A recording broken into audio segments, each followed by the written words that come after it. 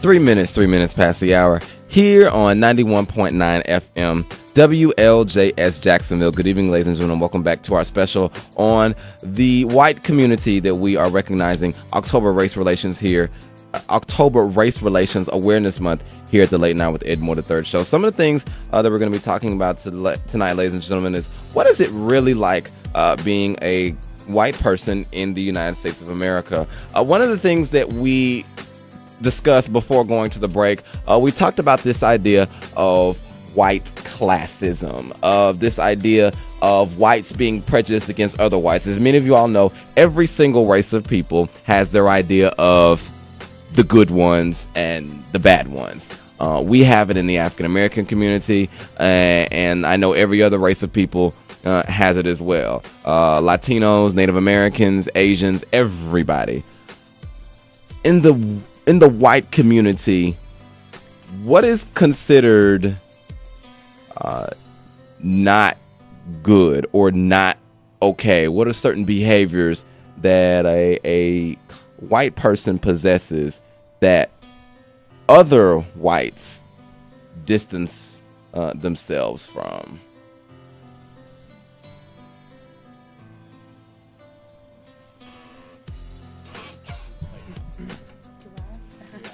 Mr. Tyler Suits. Well, I don't think it's just the white in general. From my perspective, it's kind of hard for me to put my thumb right on it on the dot.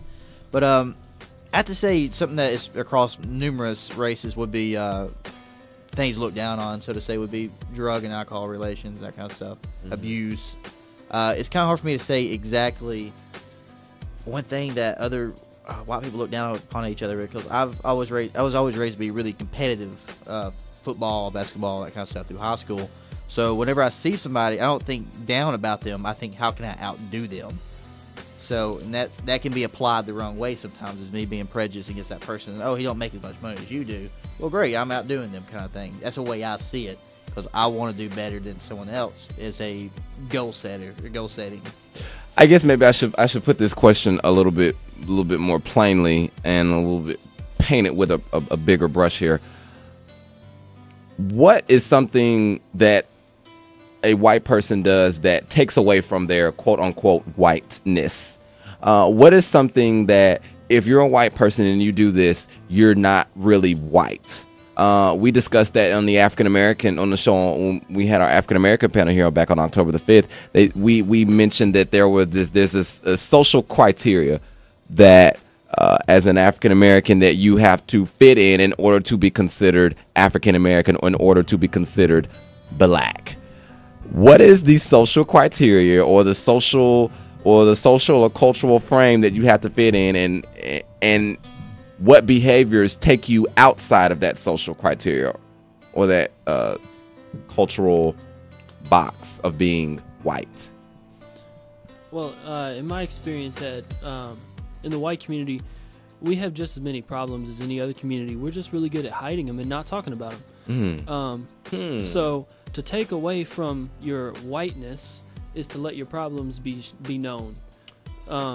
There's a stigma that we have good credit, and that's probably because a lot of white people, in order to avoid letting other people see their problems, are in debt up to their eyeballs so that they can have the nice house with the nice white picket fence, with the 2.5 children, with the 3 family cars, with the stay-at-home mom.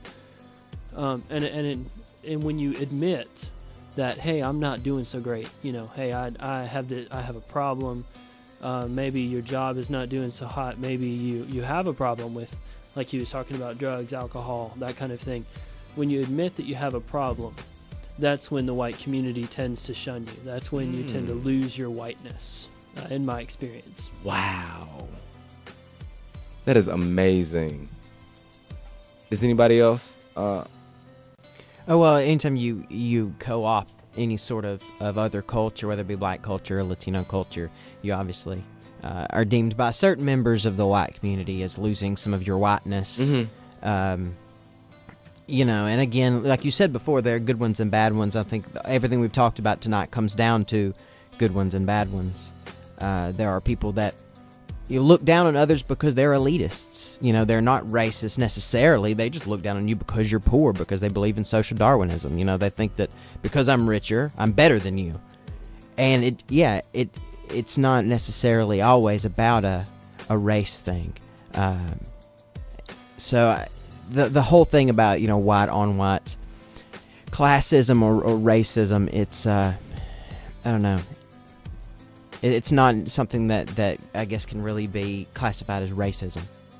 How is Megan Caraway? I'm sorry. Yeah, I didn't mean to cut you off. It's quite all right. Like Andrew was saying, in the society, like I said, I'm from a higher off family. I live in a neighborhood where the houses are big, nice people. There's a guy across the street from me that has a projection screen in his backyard to watch the football games and NASCAR races. And they have a hot tub which they can sit in on their deck and watch this big screen with the projector coming from their living room so they can watch it outside. And most of the families have been putting in, you know, sprinkling systems for their yards and stuff like that. And the majority of the houses are now up for sale because the people can no longer afford the houses, because they're trying to say, well, I can do this, I can pay for that, I can do this, and now they don't have the money to do it, and they're losing it. And another real big problem about money, my dad told me this point blank when I was little. I remember his words exactly. The reason your mother and I are still together isn't because we love each other, which we do. We love each other dearly, but we don't have money problems. We both work. We both love what we do. We both enjoy working very much. We both enjoy providing for you and your sisters, but we don't have to worry about money.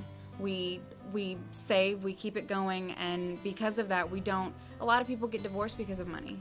And I think that's a very big social problem, especially in the communities, because they're fighting so hard to keep their image. Mom stays home, dad works, kids go to school, you got all these nice cars. They get divorced, and then the family just falls apart. Andrew Holderfield? One thing that is very interesting about this to me is even if you can't necessarily classify it as racism, you know, white on white racism or whatever, one thing that's interesting to notice is that the white people, we've been through all this before. We've been through the late Victorian era, you know, the rise of social Darwinism, like we were talking about earlier, and the rise of the classes. And you read F. Scott Fitzgerald, you know, you see it. It's in The Great Gatsby, you know, 80 years ago or 90 years ago. So we've been through all this before. That's why I think that you have so many white people. Again, the vast majority of us being the good ones, if we want to keep using those phrases, we're raised not to be xenophobic, not to be racist, not to be elitist. We're raised to be not all these things because the white community has been through all this. We've been all these things before in the past, and we've learned from these. So it's an interesting twist. Andrew Newsom? Yeah, as a history major here, I've had the privilege to go back and look through the ages, and oppression is not new. Oppression, tyranny of a majority is not a new concept. Whether you call it racism or classism or sexism or elitism, it's not a new idea. People will find reasons to subjugate one another. Now, the white community for the past several hundred years has been the community in power and has been the oppressor more than the oppressee. And I think what we need to do to combat that is not, of course, combat racism, because racism is bad, but combat the root of the problem. And that's the idea that there is some sort of quality about a person, whether it's race or gender or income, that sets them above another person. We need to realize that at the core and essentially, people are equal. We're all people. We're all here on this earth. We're all rational people, and we need to realize that we're not black people or white people or Asians or Hispanics or Latinos or however. We're just people. Tyler, I'm sorry, not Tyler. Mr. Kenny Griffith. You know, like I said, you are the wisest of us all, and growing up in the 1960s and the 1970s, what was the social criteria for being white? To be successful, to be competitive enough to parents, grandparents instilled in their children, grandchildren to be better than they were. Because my grandfather, I look up to, had an 8th grade education. Went off into World War II and became a master machinist. And probably his 8th grade education was so good, it's probably better than what most of our college graduates have at this point. I don't know if that's a failure of our education system, but my grandfather, with an 8th grade education, developed a lot of skills, and he had a very good work ethic. He learned how to work on radios and TVs and electronics. He knew how to build parts for airplanes. He ran 3 different businesses, and that was part of the work ethic that I had. So it was to be successful, to be all you could be. And now I think the manifestation is like Miss Carraway said, it's the big house, the big cars, but no one. And not to let anyone know that you fell from that wall of success. I think we went from a time period of the people who came through the Great Depression, who had nothing, but they learned how to manage what little they had. They grew it into things, and either through their skills, good fortunes, they managed it where they had a lot of material wealth, I'll say. And now we gave it away without teaching our kids how to manage it. So we developed all these big neighborhoods that are now disappearing, I'd say. But success is what I think in the white community is what pushes the white community, is to be successful and to be better than the next person. Is there any particular person that the white community tells you to be better than, or is it just any person? I think it's anyone. Any person? Because I can whoever the guy is next to you, I regardless remember, of the color of the person, regardless of whatever, regardless, even if it's another white person. Yeah, because in our community, and I can remember back that, I'll put it like this: if you didn't work as hard, then you shouldn't eat as well as some people. So I can remember the days when the government cheese and the government powdered milk and the dried beans and the dried rice was what you got. You didn't get anything else. Growing up, all of you, what did your parent? And I know, even in the black community, there are certain things that certain families of a certain race teach their children. That as an African American in this country, X, Y, and Z. As a Latino in this country, X, Y, and Z. As an Asian person in this country, X, Y, and Z. Every race and every single family has these life lessons that they teach their child because they are of this certain color. I know I've even said on this show before, growing up as an African American, in the African American family, it is this idea that you are black and you will be treated this way in this country, so you have to do what you can to rise above that.